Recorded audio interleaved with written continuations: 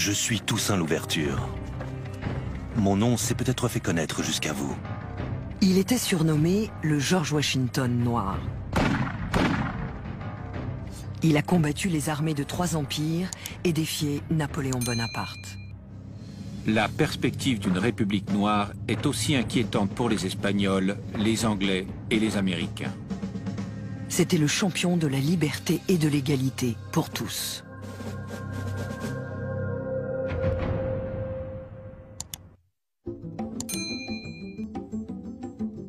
Haïti est toujours décrit comme le pays le plus pauvre de l'hémisphère nord. Mais à l'époque de son apogée, sous le nom de Saint-Domingue, c'était la colonie la plus riche des Amériques. Mais cette richesse était basée sur l'esclavage, sur la possession de ce capital humain.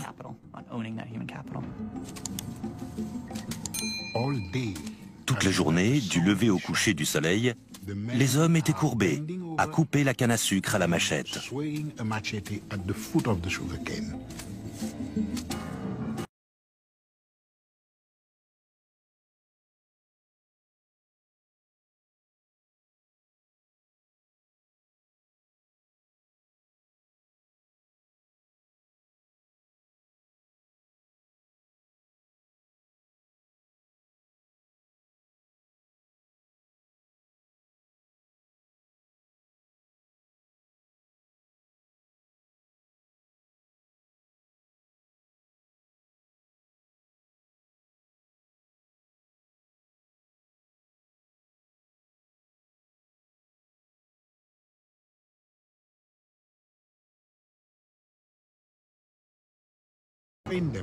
Et ensemble, ils ont combattu les armées françaises, anglaises et espagnoles pendant 12 ans. Ils brûlaient les machines, ils brûlaient les cultures dans les plantations, ils brûlaient les maisons. Ça a été un massacre à grande échelle. L'heure de leur revanche avait sonné.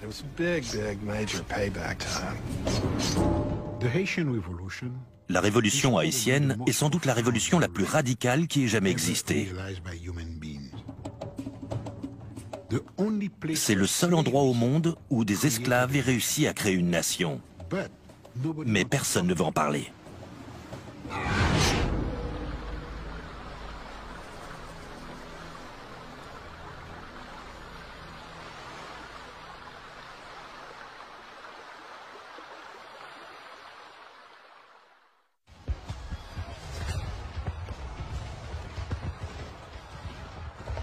Durant l'été 1789, alors qu'Haïti n'est encore qu'une paisible colonie connue sous le nom de Saint-Domingue, les yeux du monde sont rivés sur la France.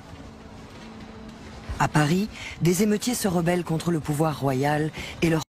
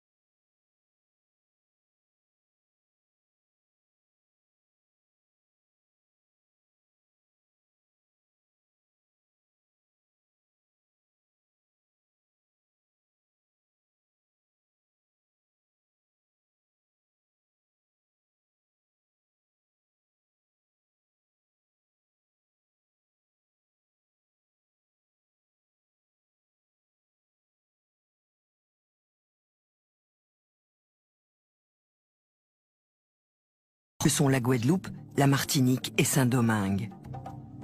Cette dernière, surnommée la perle des Antilles, est constituée de la partie occidentale de l'île d'Hispaniola, partie aujourd'hui connue sous le nom d'Haïti.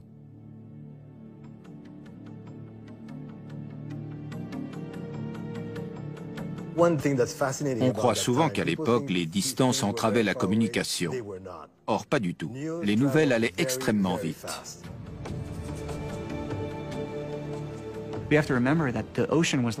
Il faut savoir que l'Atlantique était une véritable autoroute au XVIIIe siècle. Les navires diffusaient les nouvelles dont tout le monde était très friand. Quand les marins débarquaient, les premiers à qui ils parlaient, c'était à ceux qui déchargeaient les bateaux, à savoir les esclaves, et ils leur racontaient ce qui se passait à Paris.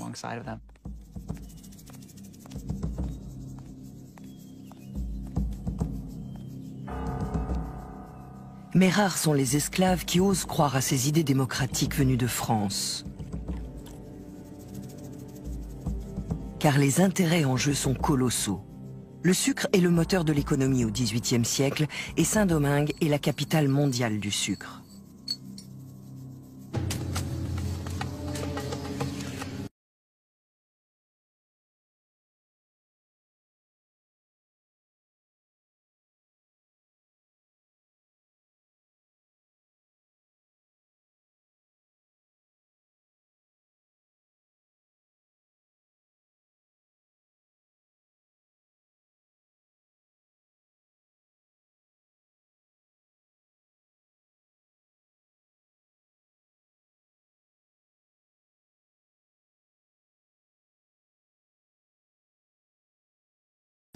On ne se rend compte qu'on s'est coupé que lorsque la transpiration entre dans la plaie parce que ça brûle.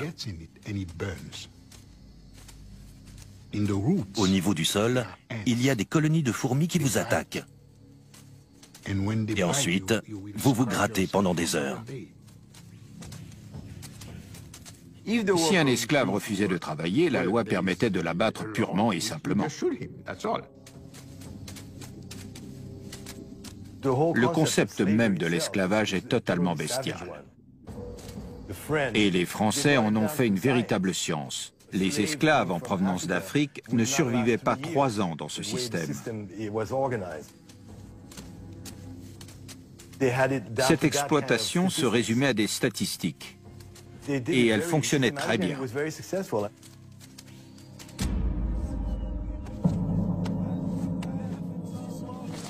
À Saint-Domingue, l'esclavage s'accompagne.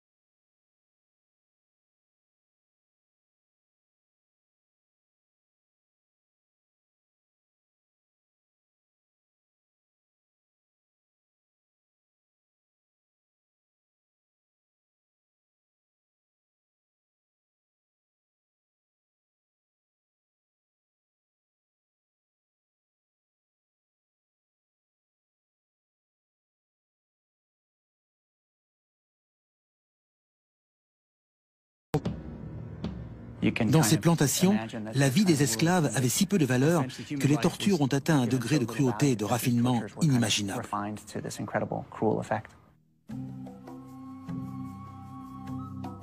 Malgré ce système répressif, certains Noirs parviennent à échapper à l'esclavage.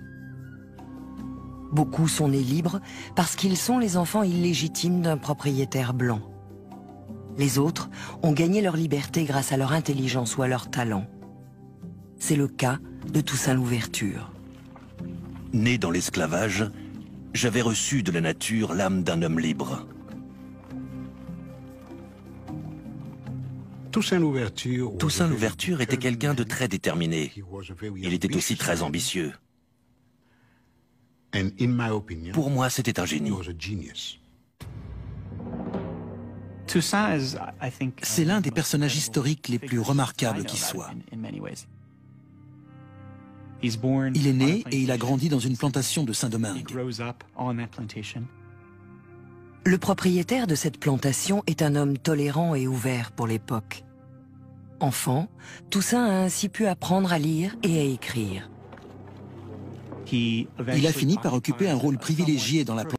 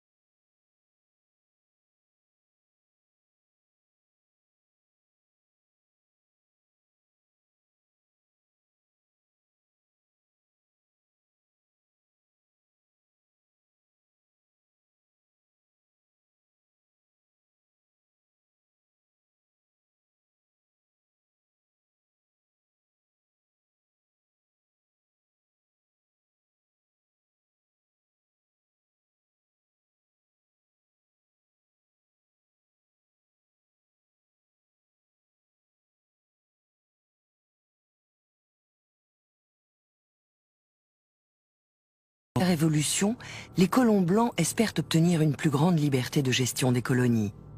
La population métisse espère, elle, des changements plus radicaux.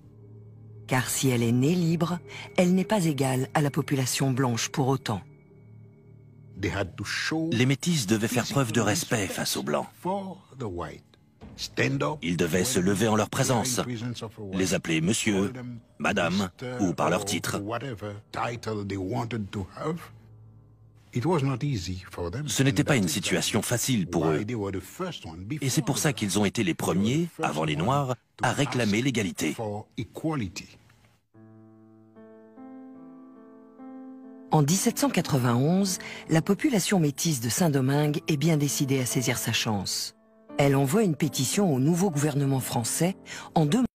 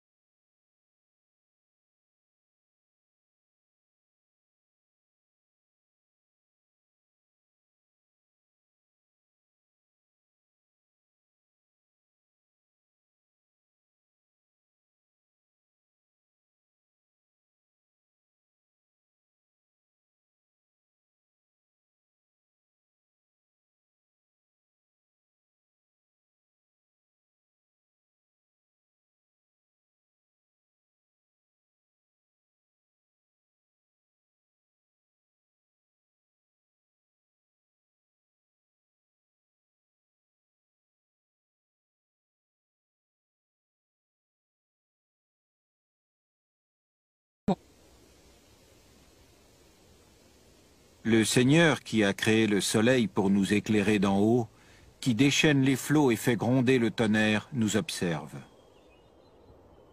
Boukman Duty, esclave et prêtre vaudou. Abandonnez l'image du Dieu des Blancs qui a soif de nos larmes et écoutez la voix de la liberté qui parle dans le cœur de chacun d'entre nous. En août 1791, tandis que les Blancs et les Métis de Saint-Domingue s'apprêtent à engager le bras de fer, Boukman Duty lance un appel aux Noirs des plantations. Ces derniers, qui ont été faits prisonniers dans différentes parties d'Afrique, partagent un culte commun, le vaudou. Le vaudou, c'est l'esprit de nos ancêtres, c'est une religion. C'est le mode de vie de l'Haïtien. C'est plus qu'une religion, c'est notre façon de vivre, c'est notre force de... Le vaudou est libérateur, le vaudou est dignité, le vaudou est sagesse, et le vaudou, c'est notre tradition. Boukman leur donne rendez-vous dans un lieu baptisé Bois Caïman pour mettre au point une stratégie.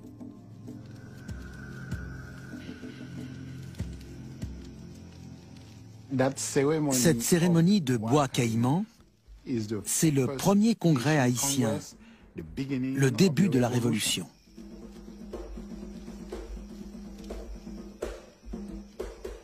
C'est dans cette réunion où l'Africain décide de n'être plus esclave, d'être libre, déjà là dans la tête, de casser cette chaîne dans la tête, de dire voilà, à partir de cette cérémonie, on prend, l'Africain a pris son destin en main.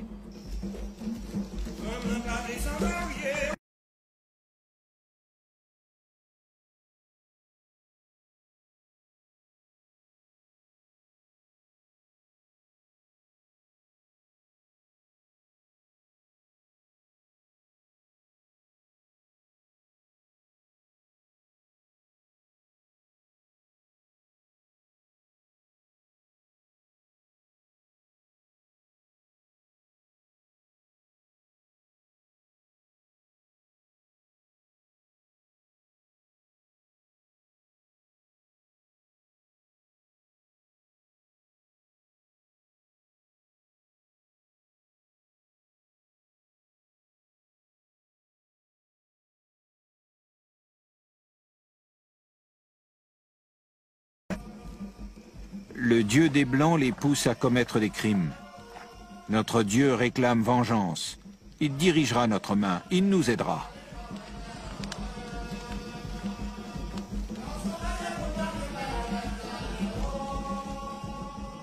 Dans la nuit du 22 août 1791, ce sont 1 millier d'esclaves africains qui se retournent contre leur maître. Les esclaves empoisonnaient, les esclaves piquaient, les esclaves tuaient, les esclaves voulaient leur indépendance. Pour obtenir leur liberté, il fallait qu'ils exercent la même violence que celle qu'on avait exercée sur eux. C'est pour ça que cette révolution a été aussi sanglante. Et cette haine a explosé dès le premier jour.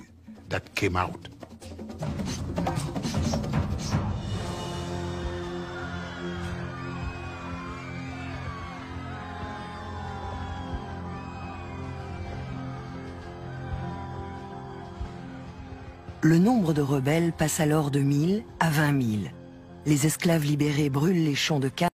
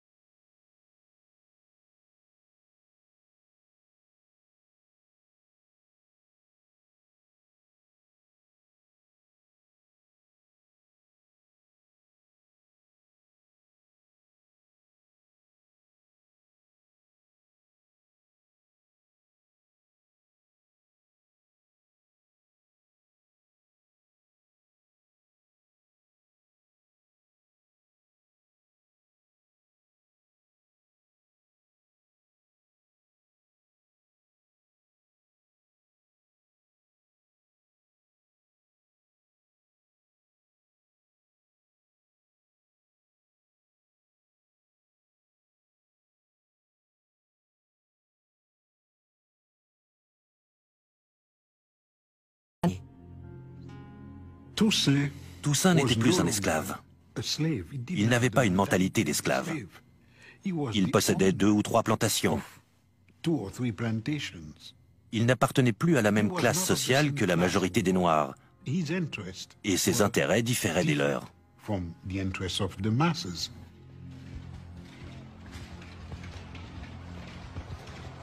Sa première réaction à cette explosion de violence n'est cependant motivée ni par l'argent ni par la couleur de peau.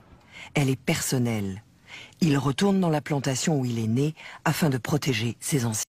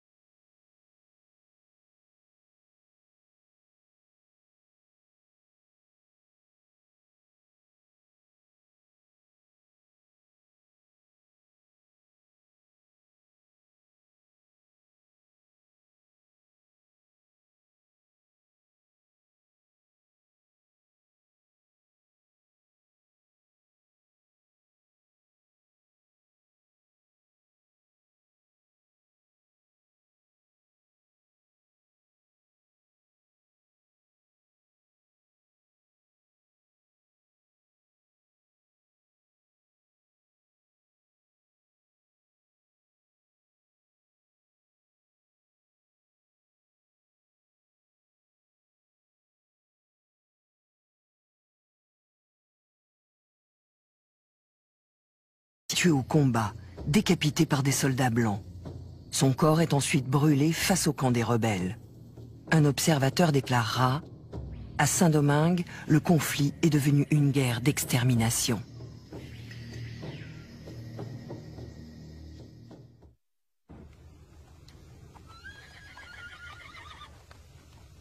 À l'automne 1791, Toussaint Louverture est obligé de choisir son camp.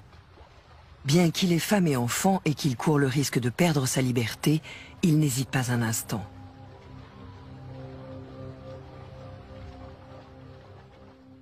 Il a tout abandonné pour rejoindre les rebelles dans la montagne.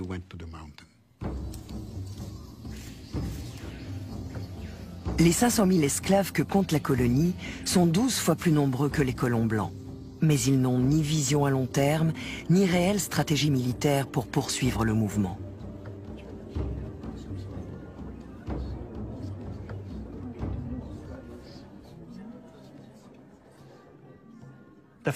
La plupart d'entre eux n'avaient aucune notion de ce qu'était la liberté. Personne n'y avait vraiment réfléchi avant.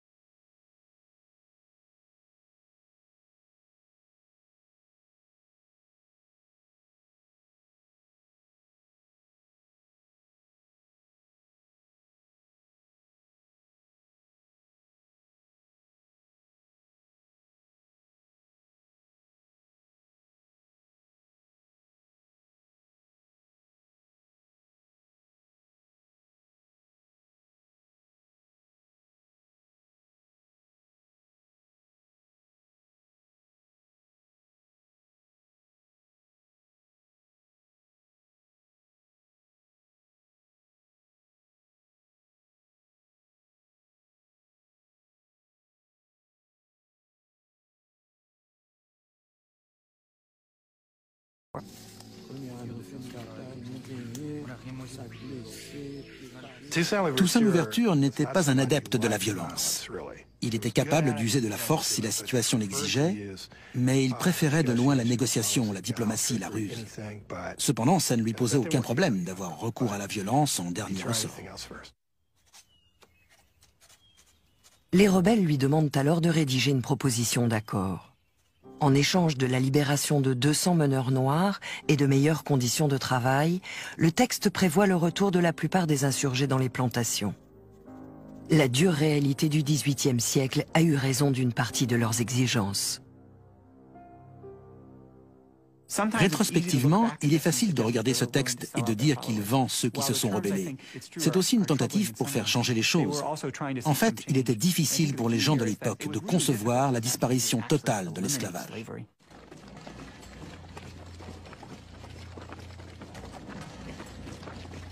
De nouveaux commissaires civils viennent d'arriver de Paris pour reprendre la situation en main. Plus réformistes que les planteurs, ils pressent ces derniers d'accepter l'offre des rebelles. Ils proposent également une entrevue pour négocier avec les chefs de l'insurrection. Très méfiants, certains rebelles voudraient tuer leurs prisonniers blancs, mais Toussaint s'y oppose. Il préfère les reconduire à Cap Français en signe de bonne volonté.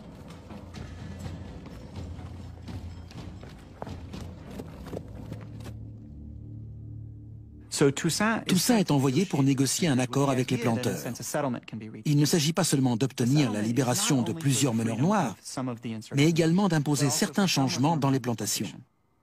Des petits changements auxquels la plupart des insurgés tiennent.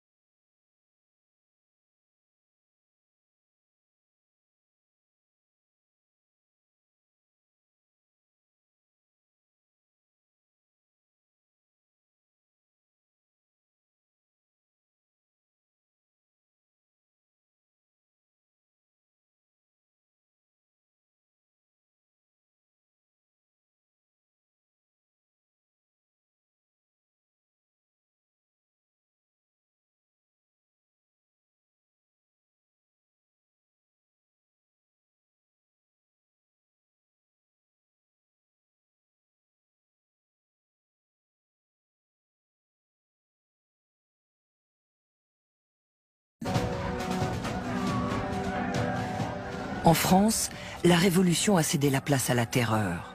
Le pays vient de déclarer la guerre à l'Autriche et à la Prusse, et la chasse aux ennemis de la Révolution et aux suspects est ouverte. Elle donnera lieu à des purges et à des exécutions qui feront plusieurs milliers de morts.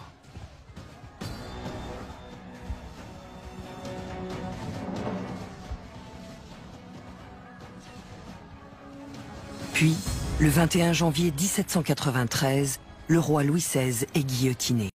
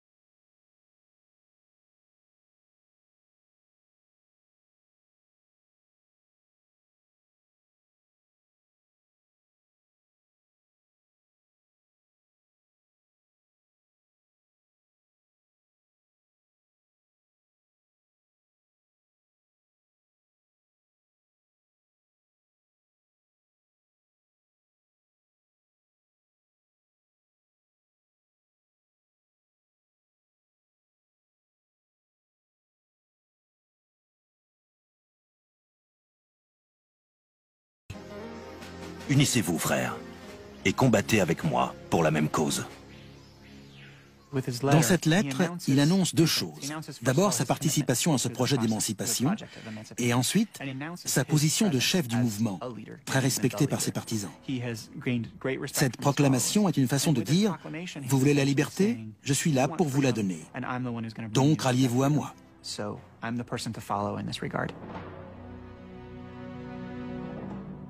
Cette lettre est également l'occasion de s'adresser au monde entier, et notamment à l'Espagne. Les Espagnols voulaient ravir cette colonie à la France pour deux raisons. La première, c'est qu'elle restait extrêmement prospère, malgré la rébellion. Et la deuxième, c'est que cette prospérité était utilisée par les Français contre l'Espagne.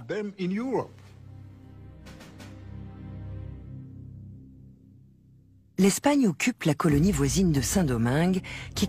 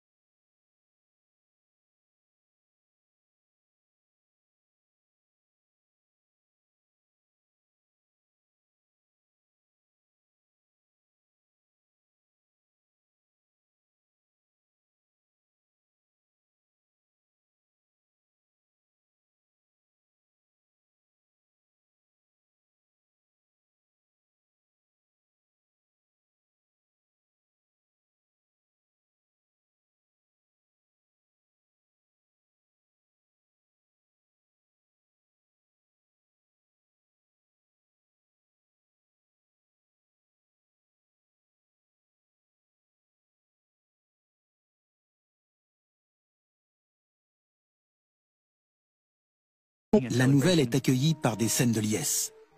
Une vieille femme, ancienne esclave émancipée, qui avait suivi les débats de près, éclate en sanglots et est portée en triomphe pour célébrer ce moment historique. Il y a des discours et des festivités dans toute la France. C'est vraiment ressenti comme le triomphe de la Révolution française et de ses idéaux, sur cette forme d'aliénation suprême qu'était l'esclavage aux Antilles.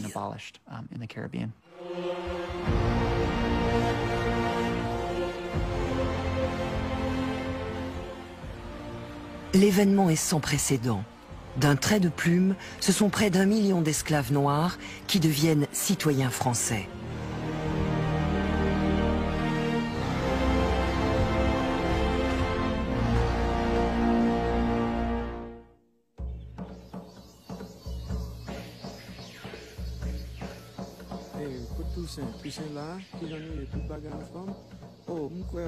La nouvelle de l'abolition de l'esclavage ne tarde pas à se répandre à Saint-Domingue. Si les exploits militaires de l'armée de Toussaint Louverture y ont largement contribué, le mérite ne lui en revient pas en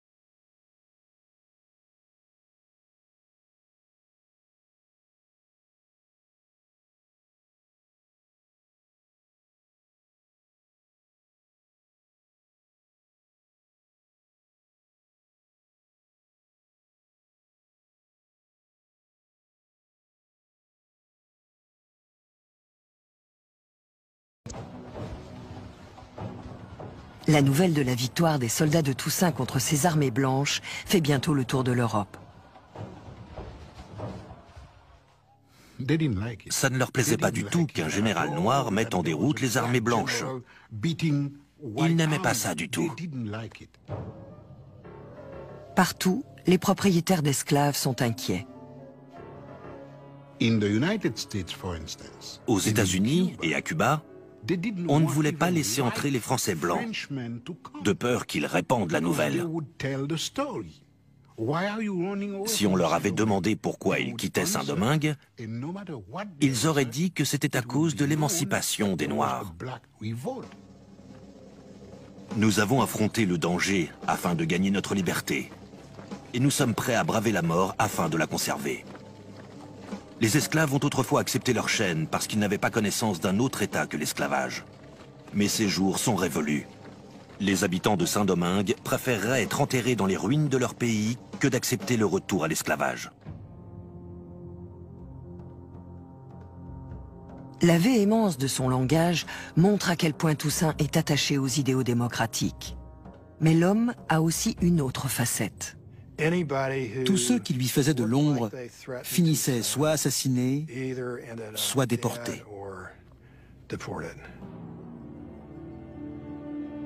Après avoir été élevé au grade de général, Toussaint est nommé gouverneur de Saint-Domingue. Aucun noir n'avait jamais accédé à de si hautes fonctions dans les colonies. Cependant, il a un rival. Le commissaire civil, Léger Félicité, son tenax.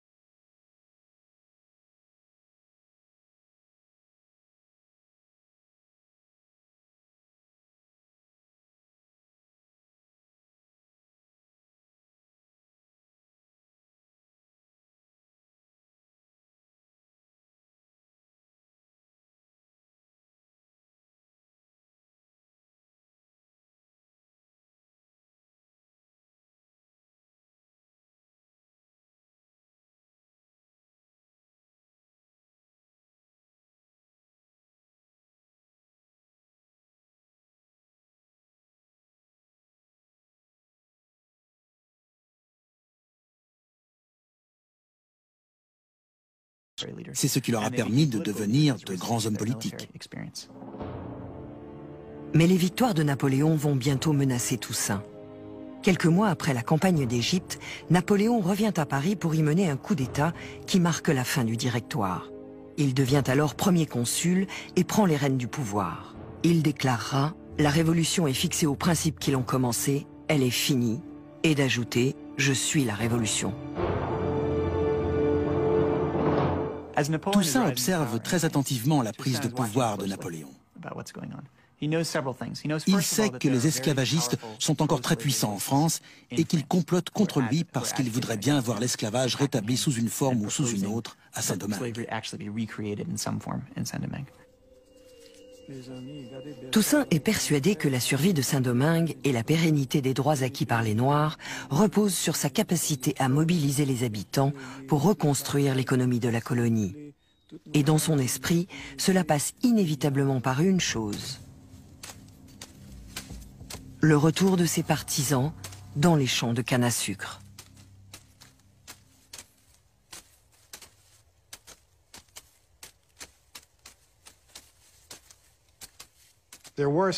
Il a de bonnes raisons d'œuvrer pour ça. En fait, à ce moment-là, il est pieds et poings liés. Pour maintenir la paix sociale, il doit rétablir la productivité des plantations, ce qui veut dire remettre sur pied le commerce du sucre. Mais les Noirs n'avaient pas envie de retourner couper la canne. Donc il a dû les forcer à reprendre le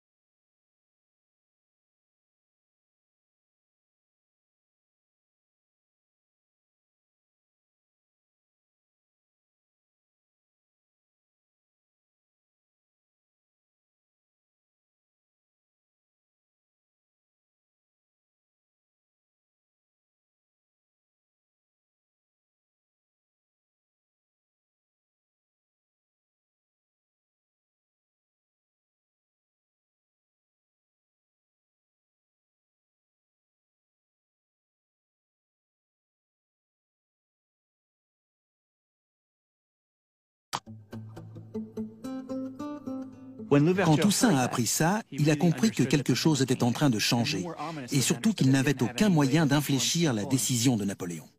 Donc, fidèle à lui-même, il a dit, dans ces conditions, Saint-Domingue va avoir sa propre constitution. Et puisque c'est moi le chef, c'est moi qui vais la rédiger.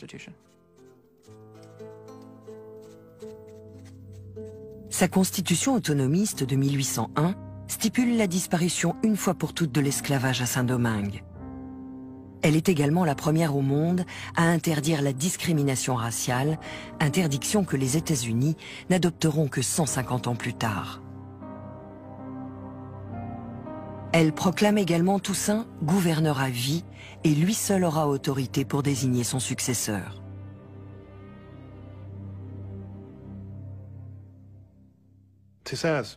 Pour moi, Toussaint Louverture est un héros. Mais cette décision n'était pas une bonne idée, parce qu'elle a instauré une dictature militaire permanente qui continue à poser problème en Haïti 2 siècles plus tard. Il aurait pu faire ce qu'il voulait sans ça.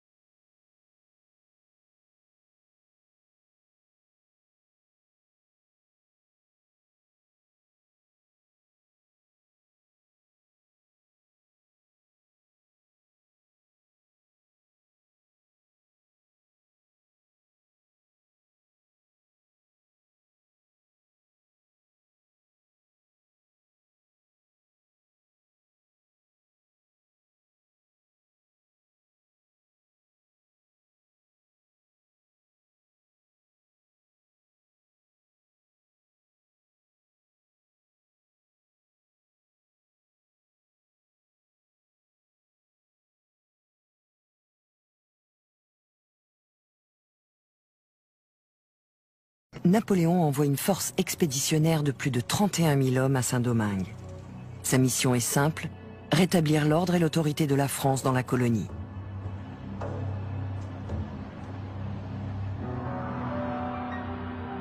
Ma décision de détruire l'autorité des Noirs à Saint-Domingue n'est pas tant pour des considérations de commerce et d'argent, mais plutôt à cause de la nécessité de bloquer à jamais la marche des Noirs dans le monde. Toussaint combat l'armée française durant 3 mois. Mais la population noire de la colonie, revenue de sa politique, ne lui offre qu'un soutien mitigé.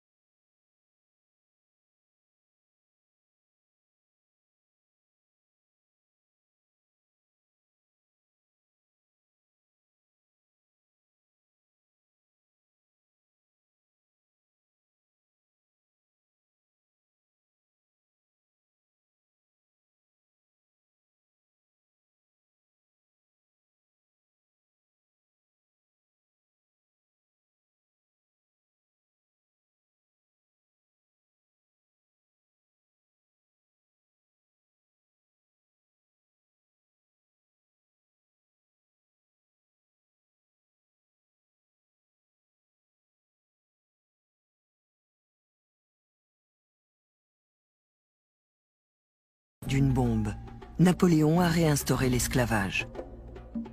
Leclerc pensait qu'il avait mis Dessalines dans sa poche, qu'il le tenait sous sa coupe. Mais il se trompait lourdement. Saint-Domingue connaît alors une nouvelle explosion de violence qui pousse Dessalines à se désolidariser des Français. Une fois de plus, les anciens esclaves se rebellent contre une armée européenne. Dessalines va tout mettre en œuvre sans exception pour éliminer ceux qui vont à l'encontre des intérêts du peuple. On a souvent dit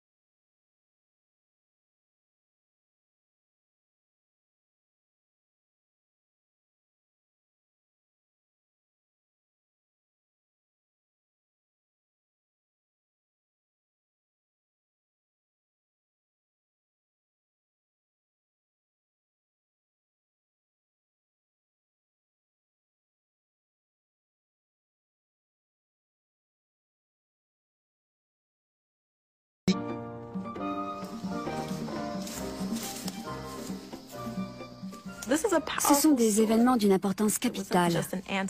Il ne s'agissait pas seulement d'une révolution anticoloniale, mais aussi d'une révolution anti-esclavagiste.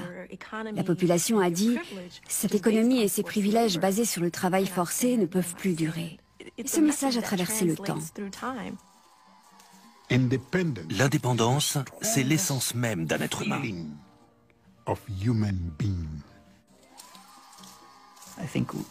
Nous avons tous hérité de quelque chose de cette révolution, parce que c'était la première fois qu'on faisait valoir l'égalité des droits pour tous. Ce sont des faits historiques que tout le monde devrait connaître, parce que ça montre ce que l'espèce humaine, et pas seulement les Noirs, est capable de faire.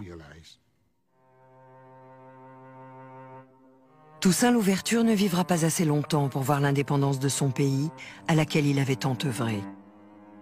Emprisonné au fort de Joux, dans le Jura, il mourra d'une pneumonie dans sa cellule le 7 avril 1803.